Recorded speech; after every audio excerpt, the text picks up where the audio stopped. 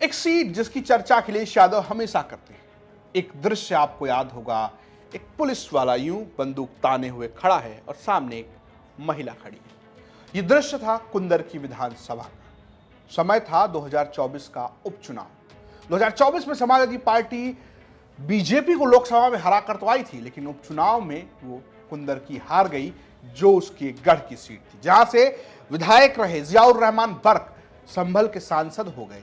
वहां पर सपा की जमानत जब्त हो गई। बीजेपी के विधायक 1.5 लाख वोटों से चुनाव जीत गए और एक भारी भरकम चुनाव जीत गए। अखिलेश यादव ने लोकसभा में खड़े होकर कहा कि वोट की चोरी हुई।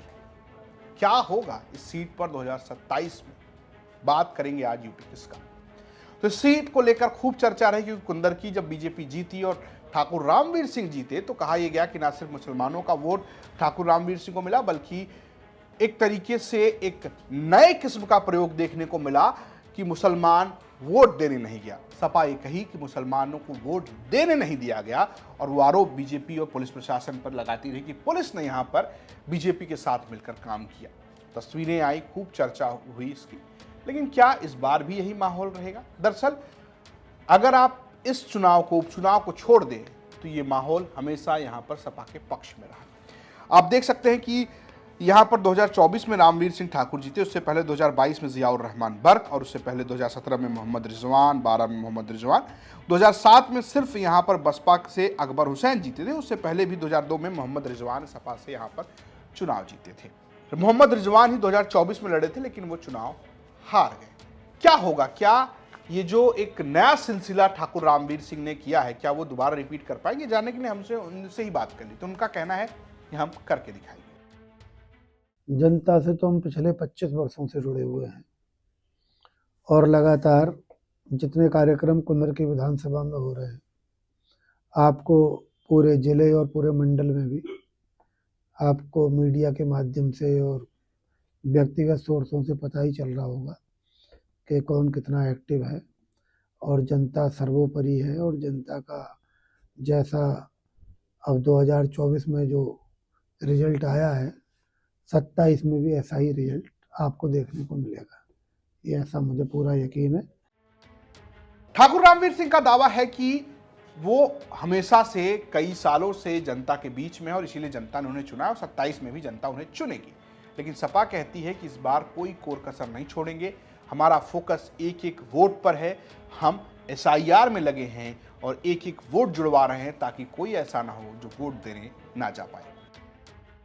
ठीक है, 2027 के चुनाव के लिए हमारी पूरी तैयारी है और हम सभी विधानसभाओं में अपने जो समाजवादी पार्टी के साथी हैं, कार्यकर्ता हैं, पदाधिकारी हैं, सब लोग लगे हुए हैं। फिलहाल तो इस पे SIR पे लगे हुए हैं। SIR में हम अपना वोट बढ़वा भी रहे हैं और जो जिन पे आपत्तियाँ आ रही हैं उनका निस्तारण करा रहे हैं, उनके पेपर तैयार करा रहे हैं।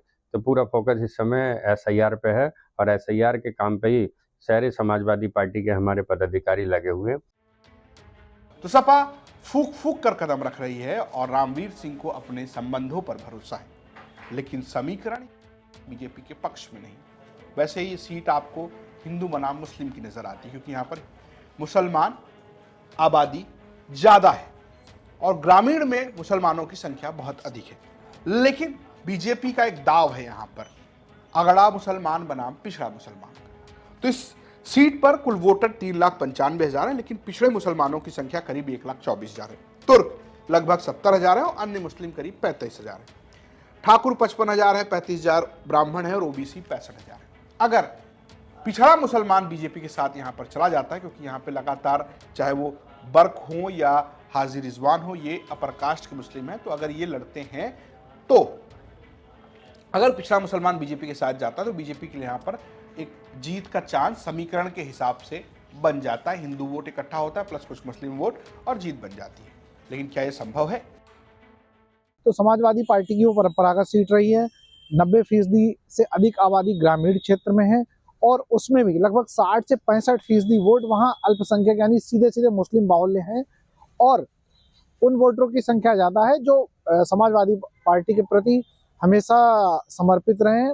उपचुनाव में भले ही भारतीय जनता पार्टी ने सीट कैसी भी केंद्र प्रकीर्ण जीती हो, लेकिन जो मुख्य चुनाव होगा उसमें समाजवादी पार्टी काफी आगे है, क्योंकि ये एक मुस्लिम बाहुल्य क्षेत्र है और इस सीट पर मुस्लिम आबादी अधिक संख्या में है, लिहाजा यहाँ पे मुस्लिम आबादी एक निर्णायक भूमिका भी निभाती है, जो कि एक समाजवादी पार्टी से जुड़ी होने के कारण समाजवादी पार्टी का यहाँ पलड़ा साफ तौर पे भारी दिखाई देता है।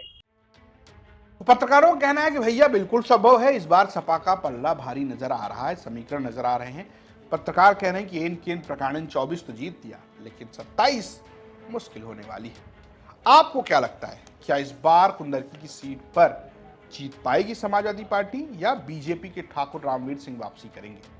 हमें कमेंट बॉक्स में जरूर बताएं। ये स्टोरी भेजी थी मुरादाबाद से हमारे सहयोगी जगत गौतम ने। देखते रहिए यूपी तक। नमस्कार।